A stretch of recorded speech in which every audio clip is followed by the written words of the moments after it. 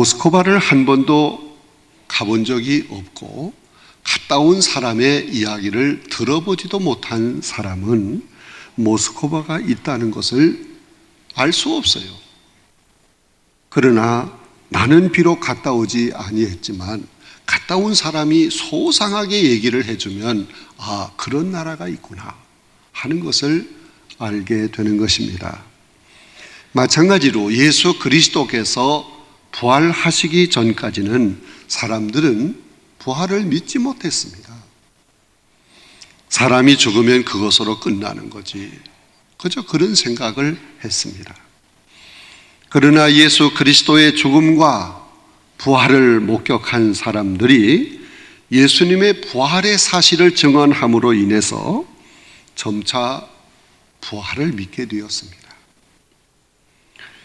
예수 그리스도의 부활을 목격한 제자들도 처음에는 잘 믿어지지가 않았습니다. 그러나 부활하신 주님을 여러 번 목격을 하고 주님이 들려주시는 말씀을 들으면서 부활을 확신할 수 있었던 것입니다. 그리고 예수님의 부활을 증거하는 부활의 산 증인들이 되었던 것입니다. 사랑하는 성도 여러분, 우리도 비록 우리 주님의 부활을 목격을 하지 못했지만 부활의 사실을 증언하는 오늘의 말씀을 통해서 부활의 신앙을 확실하게 가져야 합니다. 그래서 우리도 부활을 증거하는 산 증인들이 되어야 합니다.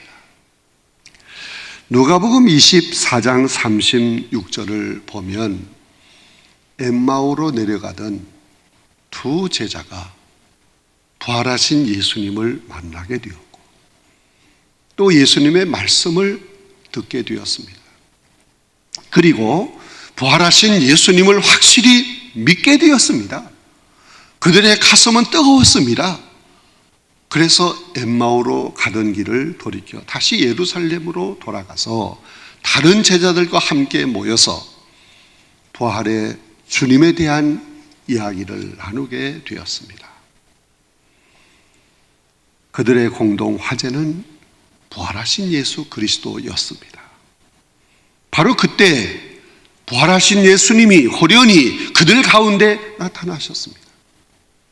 그리고 그들에게 너희에게 평강이 있을지어다 말씀을 하신 것입니다. 여러분, 이 사건이 우리에게 주는 의미가 무엇이겠습니까? 성도가 예수님을 높이고 예수님께 영광을 돌리며 예수님의 인격으로 하나가 되는 그 자리에 예수님이 임재하신다 하는 것을 우리에게 의미하고 있는 것입니다. 오늘날 많은 사람들이 예수님은 특별한 자리에만 임재하시는 것으로 착각하고 이리저리 헤매고 다니는 경우가 많이 있습니다. 많은 이들이 특정한 교회로 또는 산속 기도원으로 특별한 능력이 있다는 사람에게 몰려가는 것입니다. 그러나 이런 사람들에게 우리 주님이 들려주시는 말씀이 있습니다. 마태복음 18장 20절에 두세 사람이 내 이름으로 모인 곳에는 나도 그들 중에 있느니라 말씀하셨어요. 주님은 위대한 어느 한 사람에게만 임재해 계시는 분이 절대로 아닙니다. 어느 특정한 교회에 자리 잡고 계시는 분이 아니십니다. 소문난 기도원에 계시는 분이 아니십니다. 주님이 항상 계신 곳은 주님을 높이고 받들며 주님을 기뻐하는 성도들의 모임 가운데 임재하여 계시는 줄로 믿습니다. 사랑하는 성도 여러분, 예수님의 임재를 경험하기를 원하십니까? 우리 주님을 만나기를 소원하십니까?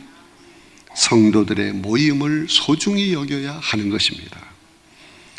예루살렘 성도들이 성전에 모이기를 힘쓴 것처럼 모이기를 힘써야 합니다.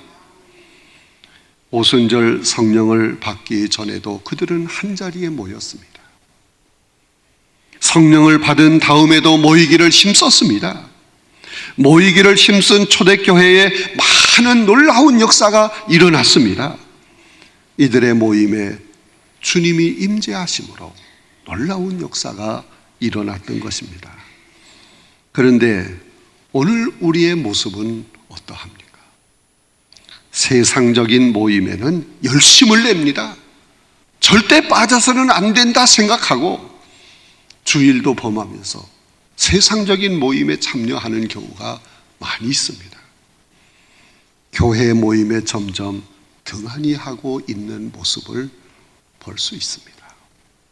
사랑하는 성도 여러분, 마지막 때에 더욱 모이기를 힘쓰라고 주님은 말씀하고 계십니다. 열심히 교회에 모여서 예배를 드리고 기도하기를 힘쓰고 전도와 봉사하기를 힘쓰는 것이 곧 주님을 가까이 하는 것임을 믿으시기 바랍니다. 모일 때 주님이 거기 임재하시고 주님이 친히 역사하시는 것을 믿으시기 바랍니다. 누가복음 24장 41절에 보면 호련히 주님이 제자들 가운데 나타나셨을 때 그들은 그래도 믿지 못하고 놀랍게 여겼다 하는 말씀이 기록되어 있습니다. 예수님이 돌아가셨을 때 제자들의 마음 속에는 불안과 두려움이 가득 차 있었습니다. 그러므로 제자들은 함께 모여서 문을 안으로 걸고 두려움에 떨고 있었습니다. 그런데 부활하신 주님께서 그들 가운데 호련히 임재하신 것입니다. 그리고 너희에게 평강이 있을지어다 말씀하셨어요. 그때 제자들은 부활하신 예수님을 보면서 예수님의 영으로 생각하고 무서워했다 하는 말씀이 성경에 기록이 되어 있습니다. 그래서 예수님은 어찌하여 두려워하며 어찌하여 마음에 의심이 일어나느냐라고 말씀을 하셨습니다. 사랑하는 성도 여러분, 제자들처럼 아직도 죽음을 두려워하며 부활에 대해서 마음에 의심이 있습니까? 부활의 신앙으로 이런 모든 의심을 물리쳐야 합니다. 주님은 인간의 두려움과 의심의 출처가 어디인가를 명확하게 아셨습니다. 그것은 바로 인간의 마음이라고 하는 것입니다. 인간의 마음은 끊임없이 무엇인가를 생산하고 있습니다. 그 주된 생산물이 뭐냐? 두려움과 의심이에요. 오늘날도 많은 사람들이 의심의 노예가 되어서 스스로 불안과 두려움에 빠지고 있는 것을 볼 수 있습니다. 왜 오늘날 물질 문명이 최고로 발전을 하고 있는데도 사람들의 마음은 점점 황폐화되어 가고 있는 것입니까? 왜 사람들의 마음속의 기쁨과 생기를 잃어버리고 있는 것입니까? 의심의 포로가 되어 있기 때문에 그렇습니다. 성도 여러분, 의심의 포로가 되어서 부활하신 주님을 믿지 못할 때 우리 주님은 그 마음에 계실 수가 없습니다. 그러므로 주님이 주시는 참된 평강과 기쁨도 누릴 수 없는 것입니다. 우리 주님은 말씀하십니다. 내가 너에게 평안을 주노라. 내가 주는 평안은 세상이 주는 것과 같지 아니하나니 너희는 마음에 근심하지 말라고 말씀하셨어요. 그러나 부활의 주님을 모시지 못한 사람에게는 두려움과 불안과 의심이 떠나지 않는 것입니다. 시편 기자는 이렇게 노래를 합니다. 시편 42편 5절에서 내 영혼아 내가 어찌하여 낭망하며 어찌하여 내 속에서 불안해하는가. 너는 하나님께 소망을 두라. 그가 나타나 도우심으로 말미암아 내가 여전히 찬송하리로다 라고 하였습니다. 사랑하는 성도 여러분, 우리의 마음속에 끊임없이 생산되어 분출되는 이 두려움과 의심을 제어할 수 있는 유일한 길이 있습니다. 그게 무엇이겠습니까? 하나님을 바라보면 됩니다. 부활하신 주님을 내 마음에 모시면 됩니다. 주님은 부활의 주님을 믿고 마음에 모시기를 바라면서 손과 발의 못자국을 제자들에게 친히 보여주셨어요. 그리고 정말 부활한 몸을 가지고 있다 하는 것을 보여주기 위해서 구운 생선 한 토막을 제자들이 보는 앞에서 잡수셨어요. 제자들은 마침내 주님의 부활을 확신하게 되었습니다. 그들의 마음속에는 의심과 두려움이 사라졌습니다. 주님의 부활을 확신하며 마음에 모실 때 죽음도 두렵지 않게 되는 것입니다. 그래서 바울 사도는 고린도전서 15장 55절로 58절에서 사망아 너의 승리가 어디 있느냐? 사망아 내가 쏘는 것이 어디 있느냐? 사망이 쏘는 것은 죄여 죄의 권능은 율법이라. 우리 주 예수 그리스도로 말미암아 우리에게 승리를 주신 하나님께 감사하노니 그러므로 내 사랑하는 형제들아 견실하며 흔들리지 말고 항상 주의 일에 더욱 힘쓰는 자들이 되라. 이는 너희 수고가 주 안에서 헛되지 않은 줄을 알민이라고 하였습니다. 부활하신 예수 그리스도를 마음 중심에 모실 때 마음이 견실해집니다. 마음이 흔들리지 않습니다. 담대해집니다. 주의 일에 더욱 힘쓰는 자가 됩니다. 부활의 신앙을 가지고 있던 사도 바울이 죄인 아닌 죄수의 몸이 되어 로마로 호송되어 가던 중에 유라굴로라고 하는 큰 태풍을 만난 적이 있습니다. 배가 파선 직전이었습니다. 모두 절망하였습니다. 바로 그때 바울은 극한 상황 속에서도 사람들을 위로하였습니다. 사도행전 27장 25절에 보면 여러분이여 안심하라. 나는 내게 말씀하신 하나님의 말씀대로 모든 것이 이루어질 줄로 믿는다. 나는 하나님을 믿는다. 죽음의 공포 속에서도 바울 사도는 사람들을 격려했습니다. 의심하지 않는 믿음, 그 요동하지 않는 믿음, 이런 믿음을 가진 사람 담대해집니다. 아무리 보잘것없어 보이는 성도라고 할지라도 그런 믿음을 가진 사람이 큰 일을 감당해내는 믿음의 큰 그릇이 되는 겁니다. 부활 신앙을 가진 사람, 담대한 신앙을 가지고 주님의 큰 역사를 이루는 사람이 될 줄로 믿습니다. 부활의 확신을 갖게 된 제자들은 참으로 변화되었습니다. 얼마나 달라졌을까? 그들 마음속에는 전혀 두려움이 없었습니다. 그들은 열심히 모였습니다. 교회를 세웠습니다. 병자를 고쳤습니다. 환난과 핍박도 넉넉히 이겼습니다. 부활의 증인이 되어 많은 생명들을 주님 앞으로 인도했습니다. 누구보다도 의심이 많고 두려워했던 제자들이 이렇게 변화된 것입니다. 부활하신 주님에 대한 확신이 있었기 때문에 변화된 것입니다. 여러분, 부활의 주님을 믿으시기를 바랍니다.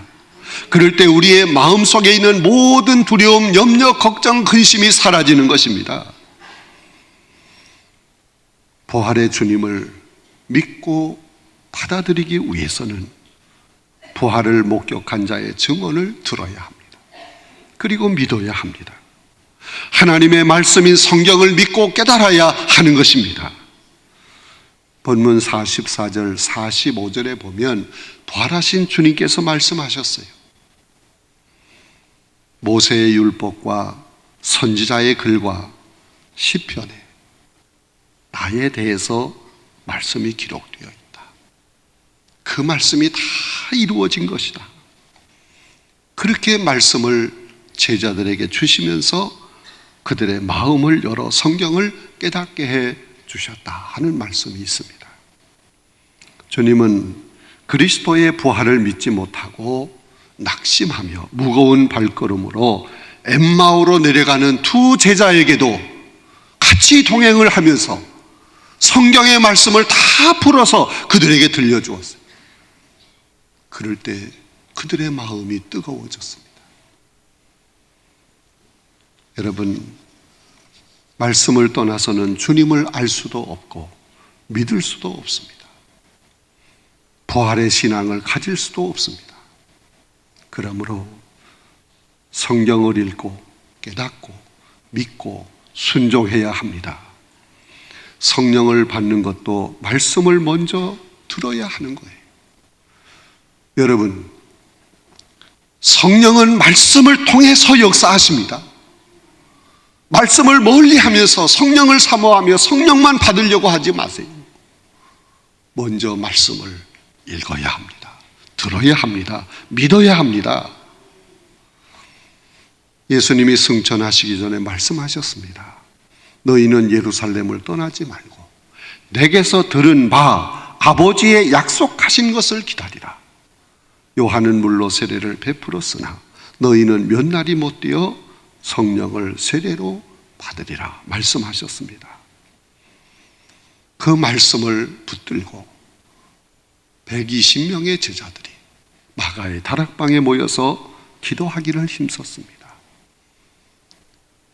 기도하기를 시작한 지 열흘이 되었을 때, 오순절이 되었을 때 그들 가운데 크고 강한 바람과 함께 불의 혀와 같이 갈라지는 성령이 충만하게 임하게 된 것입니다.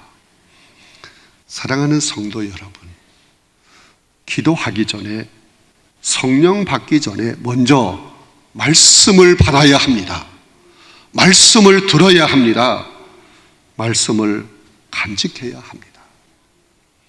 성령은 말씀을 통해서 역사하시는 분이십니다. 여러분, 성령이 오셔서 우리에게 무슨 일을 하십니까? 예수님이 가르쳐 주신 말씀을 생각나게 합니다. 깨닫게 합니다. 언제나 말씀을 통해서 성령이 역사하시는 것입니다. 여러분, 오늘날 이단 사설이 왜 그렇게 많이 생깁니까? 왜 이렇게 이단이 많습니까? 이단에 넘어가는 사람이 왜 많습니까? 말씀에 기초가 없이 영을 받으려고 하기 때문에 그래요. 하나님 말씀이 기초가 되어야 합니다. 하나님 말씀이 기준이 되어야 합니다. 내 말씀은 무시하고 뭔가 새로운 영을 받으려고 합니다. 말씀에 기초 없이 기도만 많이 하려고 하는 사람, 이단에 빠지기 쉬운 거예요. 사랑하는 성도 여러분, 그리스도의 부활의 신앙이나 성령 충만함은 성경 말씀을 확신하고 순종함으로 오는 것임을 알아야 합니다. 우리는 성경 속에서 예수님을 만나야 합니다. 성경은 온통 예수님에 대해서 말씀하고 있습니다. 그리고 예수님을 증거하고 있는 것입니다. 요한복음 5장 39절에서 너희가 성경에서 영생을 얻는 줄 생각하고 성경을 연구하거니와 이 성경이 곧 내게 대하여 증언하는 것이라고 하였습니다. 여러분, 늘 하나님 말씀을 들어야 합니다. 읽어야 합니다. 가까이 해야 합니다. 그럴 때 말씀을 통해서 성령이 역사하시는 것입니다. 그런데 성경을 읽어도 예수님을 만나지 못하는 이유는 어디에 있습니까? 고린도후서 3장 15절에 보니까 영적인 수건이 그 마음의 눈을 덮었기 때문이다 하는 말씀이 있어요. 시력이 2.0 아무리 좋아도 수건으로 눈을 가리면 앞에 사물이 보이지 않습니다. 여러분, 성경을 아무리 읽어도 영적인 눈이 감겨져 있으면 주님을 만날 수 없어요. 그러므로 성경을 읽을 때 무작정 읽지 말고 먼저 깨닫기 위해서 기도해야 합니다. 본문 45절에 보면 이에 그들의 마음을 열어 성경을 깨닫게 하시고라는 말씀이 있습니다. 성경을 억지로 자의적으로 해석하면 안 됩니다. 읽기 전에 먼저 겸허한 마음으로 주님께 기도해야 합니다. 성령께서 깨닫게 해달라고 기도해야 합니다. 닫혀진 마음의 문이 열리도록, 어두운 마음이 밝아지도록 기도해야 합니다. 성령의 조명으로 깨닫게 해달라고 간구해야 합니다. 진리의 영이신 성령께서 가르쳐 주시고 깨달을 수 있도록 도와달라고 기도해야 합니다. 그러면 부활하신 주님을 발견하게 됩니다. 살아계신 주님을 인격적으로 만날 수 있습니다. 여러분, 주님의 부활을 확신하며 부활의 증인으로 살아가기 위해서는 말씀 안에서 부활의 주님을 인격적으로 만나야 합니다. 그래서 열심히 부활의 산 증인이 되어야 합니다. 부활의 산 증인이 되는 것은 주님의 명령입니다. 부활하신 주님은 제자들에게 말씀하시는데 48절에서 너희는 이 모든 일의 증인이라 말씀하셨어요. 구원받은 성도는 주님의 부활을 확신하며 증거하며 살아야 합니다. 이것은 성도의 의무입니다. 초대교회 성도들은 순교를 각오하며 복음의 증인으로 살았습니다. 앞서간 성도들이 부활의 주님을 증거하다 순교하는 것을 영광으로 알고 살았습니다. 우리가 부활의 증인이 될 때 그 복음을 들은 많은 죽어가는 생명들이 구원받게 될 줄로 믿습니다. 절망하던 사람이 소망을 갖게 되고 흑암에 처한 자가 광명의 세계로 나오게 될 줄로 믿습니다. 우리의 증언에, 부활의 증언에 수많은 생명이 달려 있습니다. 예수 그리스도의 부활의 확신을 가지고 담대하게 부활의 증인으로서의 삶을 사는 여러분이 되시기를 간절히 바랍니다. 사랑하는 성도 여러분, 부활하신 주님은 우리 성도들이 모이기를 힘쓸 때 그 모임 속에 임재하셔서 역사하실 줄로 믿습니다. 부활하신 주님이 임재하시고 그 부활하신 주님이 우리 가운데 계실 때 모든 두려움과 의심이 사라집니다. 평강과 기쁨이 넘치게 됩니다. 오늘도 성경과 말씀을 통해서 부활의 주님을 만나야 합니다. 구원의 확신과 부활의 소망을 가지고 우리 주변에 주님을 알지 못하는 많은 죽어가는 영혼들에게 부활의 주님을 힘있게 증거하며 살아야 합니다. 부활의 주님을 우리의 삶을 통해서 보여주며 살아야 합니다. 예수 그리스도의 부활을 믿는 사람, 죽어도 산다, 영원히 산다, 이 확신을 가지고 자신 있게 담대하게 사는 것입니다.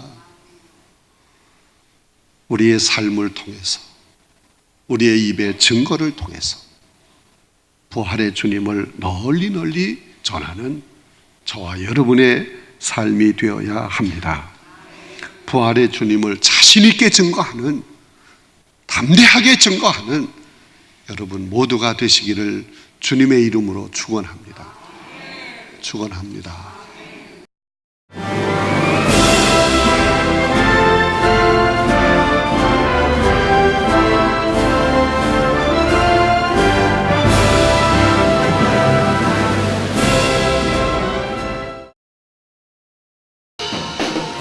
제3회 CBS 전국 청소년 실용음악 콩쿠르가 5월 16일 청주 서원대학교에서 열립니다. 청소년 실용음악 콩쿠르는 초, 중, 고, 대학 일반부로 나눠 보컬과 기타, 피아노, 드럼, 타악기 등 부문별로 재능을 겨루게 됩니다. 대상에는 문화체육관광부 장관상과 상금 500만 원이 주어지며 각 부문별 최우수상에는 100만 원의 상금이 주어집니다. 신청은 오는 4월 13일부터 27일까지며 자세한 사항은 청주 CBS 043-292국에 4100번으로 문의하시기 바랍니다. 청소년 여러분의 많은 참가를 바랍니다.